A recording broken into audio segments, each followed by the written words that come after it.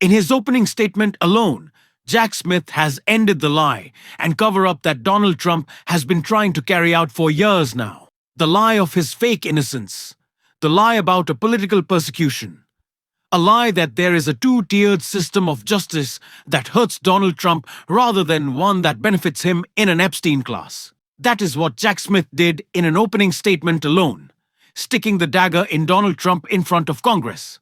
And it has him melting down. Now we are going to watch that Jack Smith opening statement in full in front of Congress. But also, I want to hear from what Jamie Raskin had to say, because it was a truly spectacular and important call out of how our justice system is broken. But I want to start with Jack Smith, because he said it all. For nearly 3 decades, I've served as a career prosecutor in both Republican and Democratic administrations. I've handled cases ranging from domestic assault and gang violence to public corruption and election crimes across the United States, and I've prosecuted war crimes overseas. I am not a politician, and I have no partisan loyalties. My career has been dedicated to serving our country by upholding the rule of law. Throughout my public service, my approach has always been the same: follow the facts and the law without fear or favor. Experienced prosecutors know that specific case outcomes are beyond our control. Our responsibility is to do the right thing, the right way, for the right reasons. These principles have guided me through my career, including as special counsel. I'm proud of the work my team did, and I appreciate the opportunity to appear here today to correct false and misleading narratives about our work. During my tenure as special counsel, we followed Justice Department policies, we observed legal requirements, and took actions based on the facts and the law. I made my decisions without regard to President Trump's political association, activities, beliefs, or candidacy in the 2024 election. President Trump was charged because the evidence established that he willfully broke the law, the very laws he took an oath to uphold. Grand juries in 2 separate districts reached this conclusion based on his actions, as alleged in the indictments they returned. Rather than accept his defeat in the 2020 election, President Trump engaged in a criminal scheme to overturn the results and prevent the lawful transfer of power.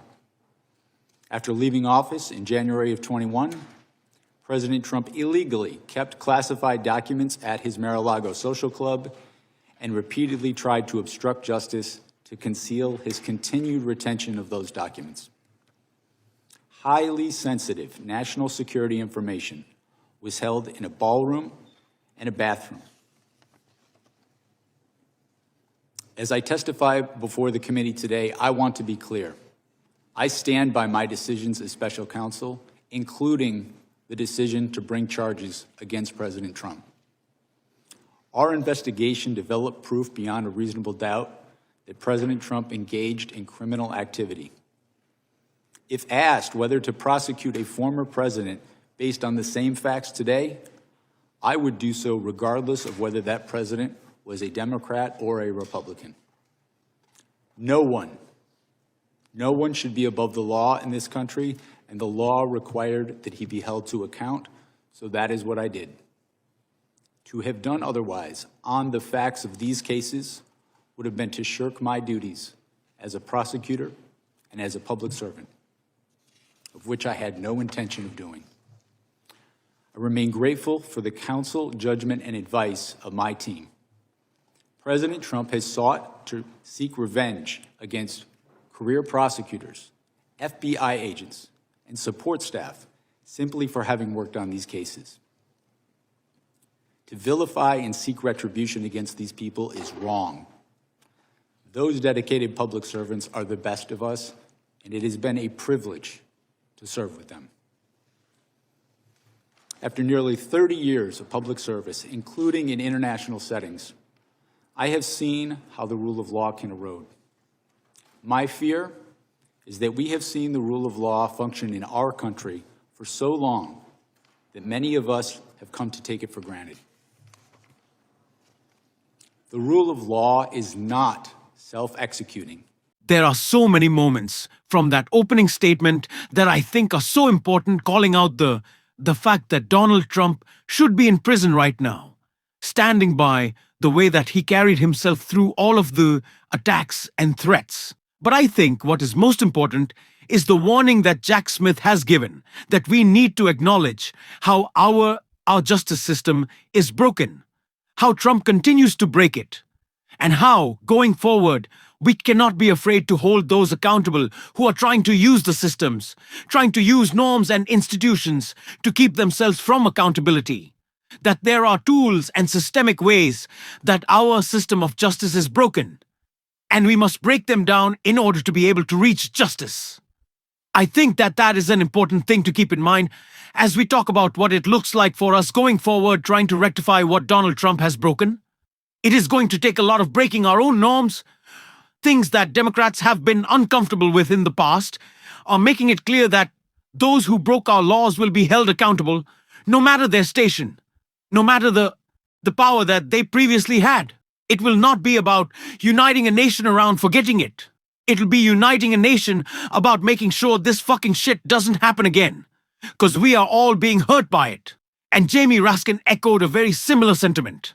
And the statement that he gave was truly spectacular.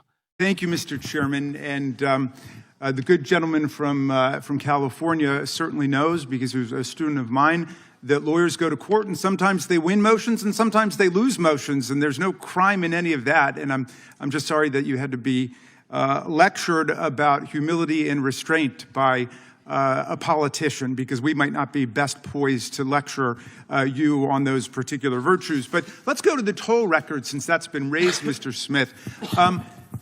First of all, Congress has allowed toll records to be subpoenaed. This committee has actually tried to limit it over the years, and the senators who are whining the most over on the Republican side in the Senate, they never went along with our determination to try to limit the government's ability to subpoena toll records. So it's perfectly lawful what you did. Explain, why did you want those toll records? We wanted to conduct a thorough investigation of the matters that was assigned to me, including attempts to interfere with the lawful transfer of power. The conspiracy that we were investigating, it was relevant to get toll records to understand the scope of that conspiracy, who they were seeking to coerce, who they were seeking to influence, who was seeking to help them. And that's normal investigative practice, right? In conducting a criminal investigation, securing non-content toll records, as you described, is a common practice in almost any complex conspiracy. Okay, let's go to something else that I've been hearing over the last week by our colleagues as they've eagerly anticipated your arrival here. They've been saying that there's some kind of First Amendment defense that Donald Trump would have had to the crimes you indicted him for. Is there a valid First Amendment defense to defrauding the public? Is there a valid First Amendment defense to disrupting a federal proceeding? Is there a valid First Amendment defense to violating the voting rights of the people and cheating the public out of a fair election? The First Amendment is something that we took seriously in our investigation. But the First Amendment does not protect speech that facilitates a crime. Speech that is used to facilitate a crime, a fraud crime in particular, is not protected under the First Amendment. The Supreme Court precedent on that is clear.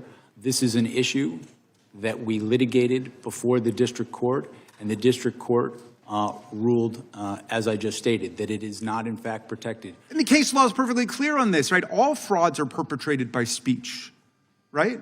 Yes. All conspiracies are perpetrated by speech. So just because your criminal conduct is brigaded with speech doesn't somehow mean you've got a First Amendment defense against trying to overthrow the government. I mean, the people who attacked the police officers on January 6th were chanting, "Hang Mike Pence." I suppose that was political speech, or they were saying, "Stop the steal." Does that mean they've got a First Amendment defense to violent assault against the officers? It does not.